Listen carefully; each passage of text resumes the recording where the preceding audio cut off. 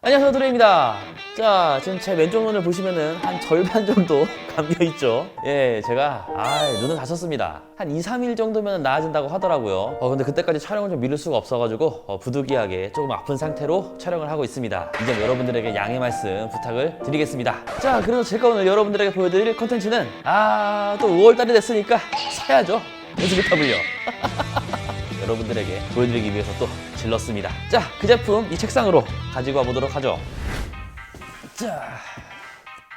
자, 여기 있는 69만원짜리 데스크탑입니다. 자, 그래서 오늘 이 제품에 대해서 언박싱도 하고 여러분들하고 성능도 알아보고 그러한 시간을 가져보려고 합니다.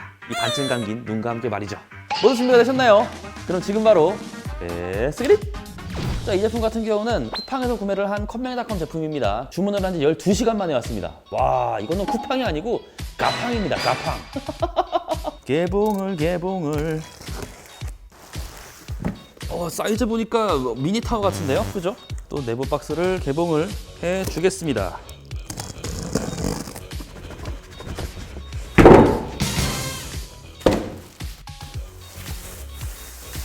자, 이 제품을 보면은 여기저기 스티커가 많이 붙여져 있습니다. 서비스에 대한 내용이 붙여져 있습니다.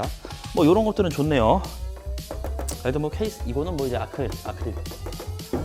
자, 보면은 이렇게 흔들리지 않게 이런 식으로 이렇게 스펀지 이게 있었고요. 그리고 컴맹닷컴에 PC 가이드가 적혀 있습니다. 이렇게 이런 거 괜찮네요. 그리고 코드까지도 준비가 된 모습이네요. 자, 그럼 자세한 사양은 제가 자리를 옮겨 보고서 조금 더 여러분들에게 디테일하게 말씀을 드릴 수 있는 시간을 갖도록 하겠습니다. 자리를 바꿔보죠. 뿅. 자, 이렇게 자리를 옮겨봤습니다. 이제 이 컴퓨터에 대해서 하나씩 알아봐야겠죠. 자, 일단 CPU부터 확인해 보자면은 CPU 요즘 제가 많이 보여드린 CPU죠. AMD의 Ryzen 5 3500입니다. 그래도 이 정도라고 하면은 충분히 사용할 만합니다. 물론 가성비 면에서는 오히려 저 같은 경우는 3600을 추천하지만 조금 더 저렴하게 구매를 하실 분들은 이런 제품도 나쁘진 않습니다. 실제로 사용해 보면은 굉장히 좋아요. 물론 이 쿨러는 마음에 들진 않습니다. 그래도 좀 여유가 된다면은 싸제 쿨러로 바꿔주시는 거를 전 추천드리긴 합니다. 자, 이제 두 번째는 램입니다. 램을 확인해 볼까요? 램은 딱 봐도 아주 무난한 삼성 램이 들어갔습니다. 삼성전자의 DDR4 8GB 2666V. 딱 정말 일반적으로 사람들이 생각했을 때 램 하면은 떠올릴 수 있는 그러한 삼성전자 램이 들어갔습니다. 자, 그게 두 개가 들어갔기 때문에 총 16GB 이제 듀얼 채널로 사용할 수가 있고요. 이런 거는 아주 만족합니다. 그리고 세 번째는 메인보드. 메인보드 같은 경우는 기가바이트의 A320M S2H 제품이 들어갔습니다. 보시면은 그냥 저가형 제품입니다. 누가 봐도 딱 저가형 제품이고 M.2 슬롯은 한 개 정도 사용을 할 수 있나요? 건 하나네요. 보드의 포트 같은 경우는 딱 보시다시피 그냥 정말 기본 정도만 하는 보드라고 봐주시면 될 것 같아요. 자, 그리고 네 번째는 여기 있는 그래픽카드 이노3D의 지포스 GTX 1650 슈퍼가 들어갔습니다. 이제 이 제품 같은 경우를 제가 많이 보여드렸던 RX 570에 대입을 해보자고 하면은 한 평균적으로 10% 정도 조금 더 높은 성능이 나오는 제품입니다. 동사의 1660하고 비교를 해보면은 한 10% 정도 다운된 성능을 보여주기도 하고요. 일반적인 게임에서는 전혀 무리 없이 사용할 수 있을 만한 성능이라고 생각이 듭니다. 그리고 이 제품이 한 네이버 최저가 한 22만원 정도이기 때문에 어느 정도의 성능을 아주 조금은 이제 기대할 만한 제품이라고 생각이 들고요. 그런데 여기 백플레이트도 안 달려있고 펜은 두 개니까 상관은 없는데 이런 내부 수정 면에서는 조금은 불안하다는 생각이 들긴 하네요. 그래도 이노3D 자체가 AS가 굉장히 좋은 회사이기 때문에 나름 나쁘지 않다, 괜찮은 거 들어갔다, 그렇게 말씀을 드리고 싶습니다. 그리고 이제 측면 쪽에 보조전원이 들어가는데 보조전원은 6핀을 사용하고 있습니다. 파워 같은 경우는 슈퍼플라워의 500W짜리 파워가 들어갔습니다. 이제 전격 효율은 80 플러스고요. 제가 다른 제품에서 설명드렸던 파워보다는 훨씬 낫다고 생각합니다. 이제 이 정도면은 누구에게 추천할 수 있을 만한 약간 이제 표준까지는 올라왔다고 봐도 되겠죠. 물론 슈퍼플라워를 좋아하지 않는 분도 계시긴 하는데 사실 이 정도면은 쓰는데 전혀 지장 없습니다. 마이크로닉스 슈퍼플라워 이제 이 정도 급이 정말로 기본적으로 사용할 수 있는 파워의 기본선이라고 할까요? 그렇다고 저는 보고 있기 때문에 이 정도면은 잘 챙겨줬다고 생각을 합니다. SSD는 이제 뒷편에 달려 있을 텐데 뒷편이나 여기 아래쪽에 있겠죠. SN코어 클래브에 240GB짜리 SSD가 들어갔다고 합니다. 조금 아쉽긴 합니다. 물론 하이닉스 자회사기 때문에 브랜드 인지도가 조금 딸릴 뿐이지 뭐 괜찮을 거라고 보고는 있으나 웨스턴 디지털 제품이나 뭐 삼성전자가 들어갔으면 어땠을까 뭐 그런 생각이 들긴 하네요. 자, 그리고 케이스 에코의 루나 RGB 케이스가 들어갔습니다. 이 케이스의 장점이라고 하면은 이렇게 폭이 조금 좁은 거 하고 팬이 전면에 3개, 상단에 2개, 후면에 하나가 들어가 있습니다. 그래서 쿨링이 굉장히 좋을 거라고 생각이 들고요. 그리고 전면부도 메쉬가 처리가 돼 있기 때문에 뭐 온도를 낮춰주는 그러한 부분에 있어서는 뭐 굉장히 좋은 케이스라고 생각이 듭니다. 그리고서 이제 전면에 아까도 봤다시피 아크릴이기 때문에 이런 점에 있어서 조금 뭐 아쉬운 부분은 있을 수가 있겠다. 뭐 그런 생각이 들긴 하네요. 파워가 하단에 붙어 있고 뭐 팬이 6개. 뭐 이런 것을 뭐 생각해 본다고 하시면은 뭐 아주 나쁜 뭐 케이스는 아니라고 생각이 들죠. 33,000원짜리 케이스인데. 자, 이렇게 알아보았습니다. 뭐 일단은 SSD가 조금 뭐 제 마음에 안 들긴 하는데 뭐 그것을 제외하고 나면은 뭐 무리가 없는 뭐 스펙이죠. 특히나 이 듀얼 채널로 구성된 램이 굉장히 마음에 듭니다. 자, 이제 써보는 시간이 남았네요. 자, 어떤 성능을 보여줄지 저와 함께 같이 알아보도록 하죠. 뿅!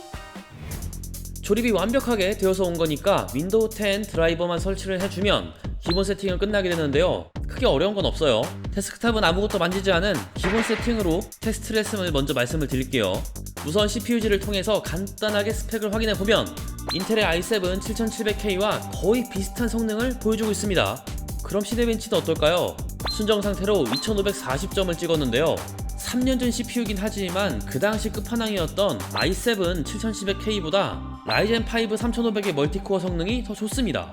야, 테크 업계에서 3년 차이면 이 정도의 격차가 벌어지네요. SSD는 90% 이상 용량을 채우고 속도 테스트를 해봤는데요. 읽기 속도는 다른 보급형 SSD들과 마찬가지로 무난하며 쓰기 속도는 살짝 떨어지는 모습이었는데요. D램이 없는 모델이기 때문에 다중 파일 복사, 파일 압축 같은 SSD의 부하가 높아지는 상황에서는 속도가 떨어질 수 있기 때문에 이러한 아쉬운 점은 인지하셨으면 좋겠네요. 3D 마크로 조금 더 자세히 테스트를 해보면 타임스파이는 토탈 4700점이 조금 넘긴 모습이며 파이어 스트라이크는 그래픽 스코어는 11917점, 피직스 스코어는 12301점을 보여줬습니다. 3D 마크는 조금 부족한 듯 보이나 실제로 체감되는 성능 또한 느껴봐야겠죠. 이제 게임으로 테스트를 해볼게요. 레인보우 6 시즈 FHD의 풀옵션으로 두고 평균 143에서 178프레임을 보여줬습니다. 벤치마크가 조금 더 높게 프레임이 측정되긴 하지만 실제 게임을 플레이할 때도 전혀 프레임 문제는 없을 듯 싶고요. 다음은 오버워치 FHD의 높은 옵션으로 두고 하위 1%는 113프레임, 평균 171프레임, 최대 223프레임을 보여줬습니다. 오버워치는 높음으로 두어서 옵션 타입이 약간 들어갔는데 이 정도라면 정말 재미있고 끊기지 않게 플레이 가능한 수준이라 볼 수 있겠죠. 다음은 어느 정도 성능이 요구되는 라이즈 오브 더 툼레이더 FHD의 높은 옵션으로 두고 종합점수 93프레임을 보여줬습니다. 풀옵션으로 두어도 60프레임 부근이기 때문에 라우툼을 즐기기에 전혀 문제가 되지 않는 스펙이고요. GTA 5 FHD의 기본 세팅으로 두고 놀이공원은 180프레임 전후, 비행기 역시 180프레임 전후를 보여줬으며 시내에서는 120에서 140프레임 전후를 보여줬습니다. 역시 GTA5를 즐기기에 전혀 부족함이 없는 성능이네요. 마지막은 배틀그라운드 FHD의 국민 옵션으로 두고 하위 1%는 49프레임, 평균 120프레임, 최대 146프레임이 나왔으며 FHD의 풀옵션에서는 하위 1%는 26프레임, 평균 82프레임, 최대 112프레임을 보여줬습니다.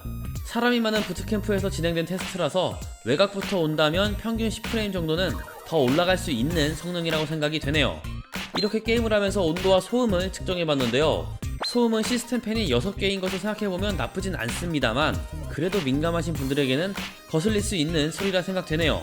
물론 제 기준으론 괜찮다고 생각이 됩니다. 그럼 마무리를 해볼까요? 자, 이렇게 알아보았습니다. 여기 앞에 있는 쿠팡에서 구매할 수 있는 컴맹닷컴 컴퓨터, 뭐 이 정도라고 하면은 충분히 옵션 타입을 하면서 게임을 즐길 수도 있고, 그리고 간단한 영상 편집에서도 충분히 사용될 수가 있는 데스크탑이라고 생각을 합니다. 이 구성에선 나름 잘 맞춘 것이 아닌가, 뭐 그런 생각이 드네요. 물론 SSD는 빼고 말이죠. 자, 그리고 이제 가격에 대해서 뭐 확인을 해봐야겠죠. 이 가격 같은 경우가 제가 69만 원에 구매를 했고, 그리고 캐시백을 통해서 34,000원 정도를 제가 다시 받게 되는 구조이기 때문에 한 65만 원 중반 때 제가 구매를 한 제품이라고 볼 수가 있죠. 자, 이 스펙 그대로 제가 다나와에 가서 견적을 맞춰봤습니다. 그랬더니 조립비 포함해서 70만 원이 넘어가는 모습이었어요. 그렇게 된다면 메리트는 좀 있다고 볼 수가 있겠죠. 그리고 네이버에서 최저가로 따로따로 구매해도 이 가격하고 비슷합니다. 예, 별반 차이가 안 나요. 이 정도라고 하면 매력적인 가격이 아닌가 생각을 해보네요. 이 정도의 가격을 생각했고, 그리고서 이 정도의 스펙까지도 생각했었고, 그리고서 조립을 못 하시는 분들, 이런 분들은 쓰셔도 크게 무리는 없을 거라고 생각이 듭니다. 자, 이렇게 저와 함께 쿠팡에서 판매가 되고 있는 컴맹닷컴의 데스크탑에 대해서 알아보았습니다. 제가 테스트한 영상이 여러분들에게 도움이 되었으면 좋겠네요. 영상이 재밌었다면 구독과 좋아요 해주시는 것도 잊지 마시고요. 여러분들 다음에 더 재미난 영상으로 찾아오겠습니다. 다음에 또 봐요. 안녕. 테스트보다 눈이 더 힘듭니다. 깜빡이는 게 힘들어 너무.